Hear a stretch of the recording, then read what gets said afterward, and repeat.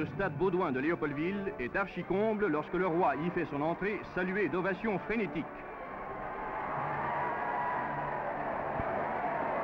80 000 noirs et blancs acclament le souverain lorsqu'il s'adresse pour la première fois aux indigènes en lingala.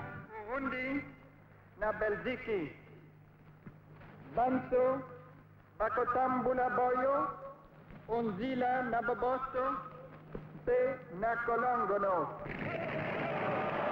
Au programme des réjouissances, la reconstitution d'une attaque de village indigène par les esclavagistes et d'un intense réalisme. Les indigènes se livrent paisiblement à leurs occupations. Soudain, les négriers arabes surgissent, mettent le feu aux paillotes, massacrent ceux qui leur résistent et vont emmener les indigènes valides. C'est alors que surgissent les libérateurs de la force publique, encadrés des pionniers belges qui devaient abolir l'esclavage au Congo. La vaste cité indigène de Léo fait une réception délirante aux grands chefs souverains de Belgique et du Congo.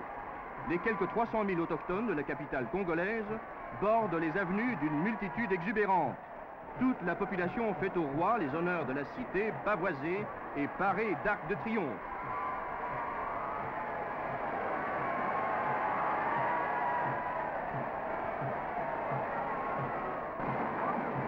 Dans la frénésie de l'accueil, d'inlassables battements de tam-tam ponctuent les danses dédiées aux visiteurs royaux.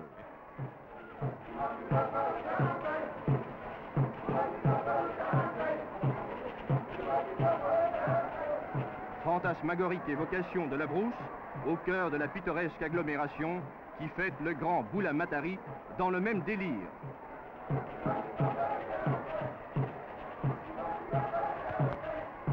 À la maison communale, le roi est reçu par les membres du conseil de la cité indigène qui lui témoignent leur fidèle attachement.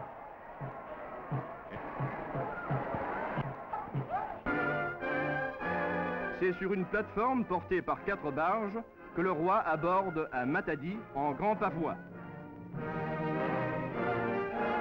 Dès le débarcadère, c'est une vague d'acclamations qui déferle. Matadi sait que le roi a voulu spécialement rendre cette visite au port du Bas-Congo. Aussi, l'enthousiasme ne connaît-il plus de bornes. Le souverain passe en revue les troupes de la garnison dans un garde-à-vous impeccable.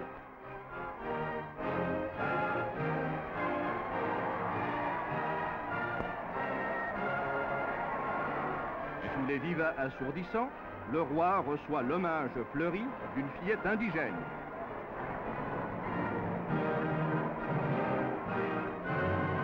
Déjà, l'Élisabethville va emmener Sa Majesté Baudouin Ier vers une nouvelle étape de son périple congolais qui prend de plus en plus l'aspect d'une randonnée triomphale.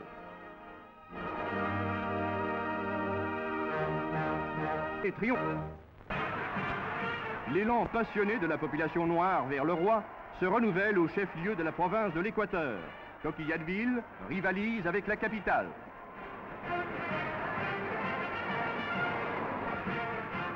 Le 2e bataillon d'infanterie de la force publique en service territorial de l'Équateur défile à une splendide cadence au pied de la tribune royale.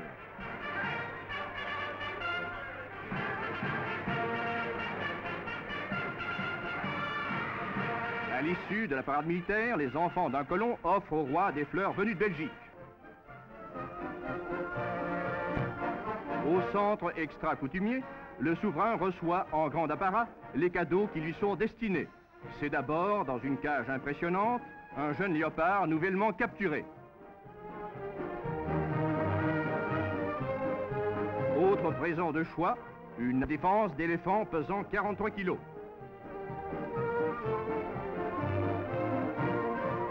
Alors qu'il traverse la ville, le roi est à nouveau entouré par la foule indigène. Notre jeune souverain a incontestablement conquis le cœur des Noirs. L'arrivée au stade est marquée par les mêmes manifestations de ferveur collective. De sa tribune, le roi préside à un spectacle du plus bel exotisme. La danse guerrière des Budjas est mimée avec beaucoup de conscience par les descendants des guerriers qui, il y a un demi-siècle, l'exécutaient pour de bon.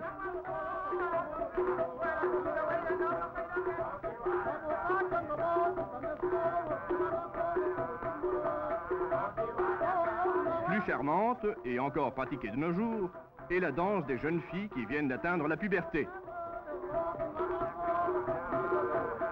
Le visage et le corps enduits de poudre rouge ou peinturlurés de couleurs vives, les jeunes bongodés rythment les mouvements rituels dont les variations imperceptibles ont chacune leur signification. Ainsi, la visite royale fait découvrir parallèlement à notre œuvre civilisatrice le visage attachant du Congo, où le règne des féticheurs n'est désormais plus qu'un élément de folklore.